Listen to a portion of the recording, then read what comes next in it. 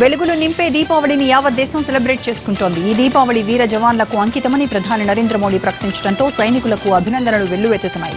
పలువురు ప్రముఖులు సరిహద్దులోని బీఎస్ఎఫ్ దళాలకు స్వీట్లు పంచి వారితో దీపావళి సంబరాన్ని పంచుకుంటున్నారు. కేంద్ర మంత్రి జితేంద్ర సింగ్ సాంబా జిల్లాలోని సరిహద్దు గ్రామమైన రాపురాను సందర్శించి బీఎస్ఎఫ్ జవాన్లను కలుసుకున్నారు. వారికి స్వీట్లు పంచి దీపావళి శుభాకాంక్షలు తెలిపారు. బీఎస్ఎఫ్ జవాన్ల అంకిత భావం, సేవా నిరతిని మంత్రి ఈ సందర్భంగా కొనియాడారు.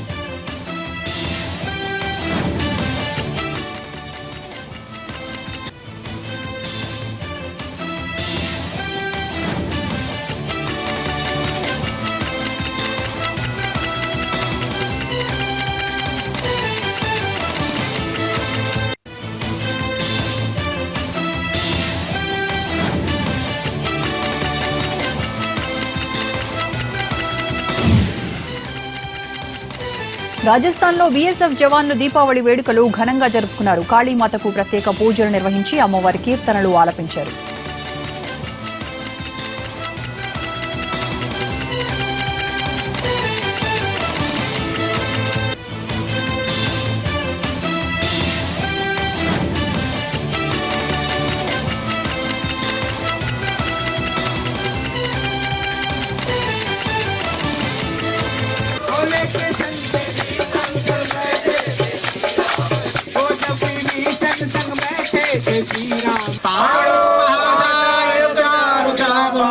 नमामि रामं रघुवंशनाथं नमामि रामं रघुवंशनाथं।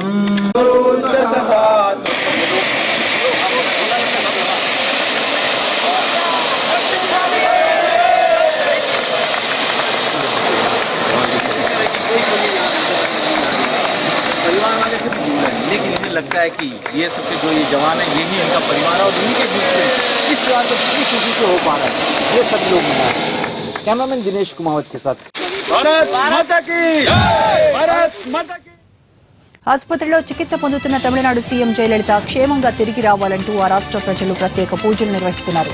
సుమారు నెల రోజులుగా ఆసుపత్రిలోనే ఉన్న అమ్మ కోసం ఏఐడీఎంకే శ్రేణులు కళ్లు కాయలు కాచేలా ఎదురుచూస్తున్నారు. ఈ నేపథ్యంలో ఈ దీపావళి వేడుకలకు దూరంగా ఉండాలని ఏఐడీఎంకే నిర్ణయించింది.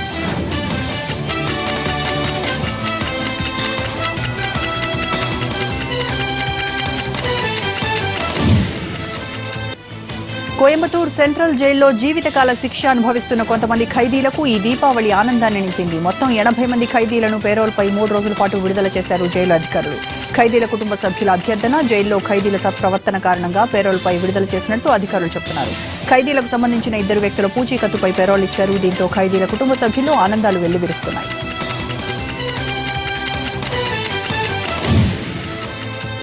ప్రపంచవ్యాప్తంగా ఉన్న తెలుగు వారందరికీ ఏపీ సీఎం చంద్రబాబు దీపావళి శుభాకాంక్షలు తెలిపారు. అందరి జీవితాల్లోనూ ఈ పర్వదినం వెలుగు నింపాలని ఆకాంక్షించారు. ఇబ్రహీంపట్నం సమీపంలోని ఫెరీలో పవిత్ర సంగమం దగ్గర ఏర్పాటు చేసిన పవిత్ర హారతి కార్యక్రమంలో సీఎం దంపతులు పాల్గొన్నారు. ఈ సందర్భంగా అక్కడ ఏర్పాటు చేసిన పలు సాంస్కృతిక నృత్య ప్రదర్శనలు, నరకాసుర వధ, బాణాసంచా కాల్చే కార్యక్రమాలు అలరించాయి.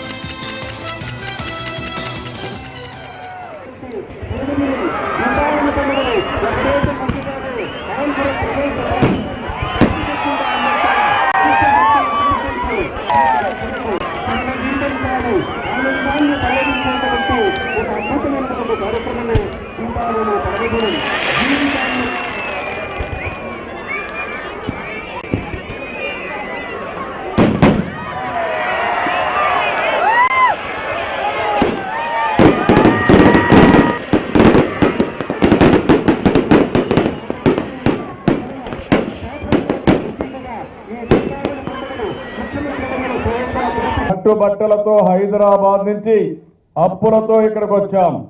మొట్టమొదటిసారి నేను వచ్చినప్పుడైతే నాకు కూడా ఆఫీసు లేకపోతే పర్వాలేదని ఒక ఇరిగేషన్ ఆఫీసులో అక్కడే బస్సు పెట్టుకుని బస్సులో నా ప్రయాణం సాగించానని చెప్పి కూడా నేను మీకు తెలియజేస్తున్నా. నేను ఒకటి ఆలోచించాను, దీపావళి ఒక్కరోజు ముందు జరుపుకోవాలి. రేపు మీరందరూ కూడా ఇళ్ల దగ్గర పెద్ద ఎత్తున దీపావళి జరుపుకుంటారు. భవిష్యత్తులో విజయవాడ మొత్తం, అమరావతి మొత్తం ఇక్కడ వచ్చి దీపావళి జరుపుకొని 2వ రోజు నుంచి క్రాకర్స్ తగ్గించి ఏదైతే మనకంతా కూడా కాలుష్యం వస్తుందో దాన్ని కూడా తగ్గించుకుంటూ ఏదైనా ఉంటే ఒకే ఇక్కడ దీపావళి జరుపుకోగలిగితే చాలా వరకు కాలుష్యాన్ని నివారించుకునే అవకాశం వస్తుందని చెప్పి కూడా నేను మీకు తెలియజేస్తున్నాను. ఇంటింటా వెలుగులు నింపే దీపావళి సందడే వేరు. పండుగ నేపథ్యంలో మార్కెట్లో అందమైన ప్రమిదలు అట్రాక్ట్ చేస్తున్నాయి. రంగురంగుల మట్టి దివ్యల అమ్మకాలు జోరందుకున్నాయి. తెలంగాణలో దీపావళి సంప్రదాయమైన బొమ్మరిల్లును ఏర్పాటు చేసేందుకు బొమ్మలు, డెకరేట్ సామాగ్రి అట్రాక్ట్ చేస్తున్నాయి. కాస్త ధర ఎక్కువైనా కొనుగోలుదారులతో మార్కెట్లు కళకళ్లాడుతున్నాయి.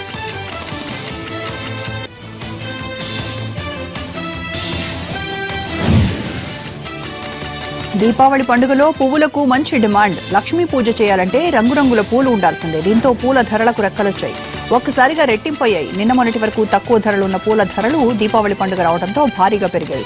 కిలో బంతి పూలు 20 రూపాయలు ఉంటే ఇప్పుడు అది ఏకంగా 60 రూపాయల నుంచి 100 రూపాయలకు పైగా అమ్ముతున్నారు. చామంతి సైతం కిలో 100 రూపాయలైంది. పండగకు పూలు కొనడం భారమవుతోందంటున్నారు సామాన్య ప్రజలు.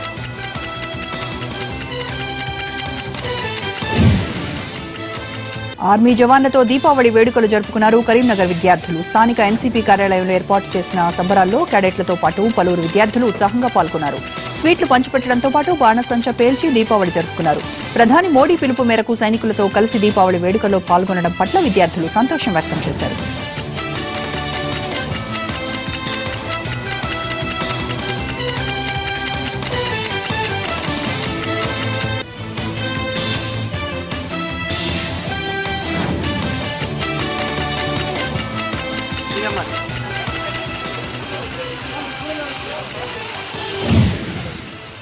తిరుపతిలో నరకాసుర వధ కార్యక్రమాన్ని వేడుకగా నిర్వహించారు.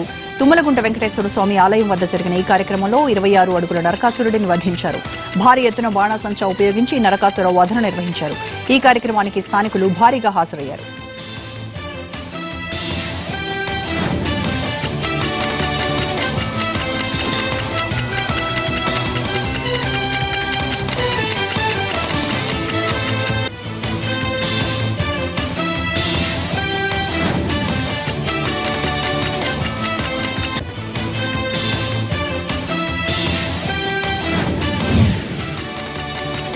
We'll take a short break. Stay tuned.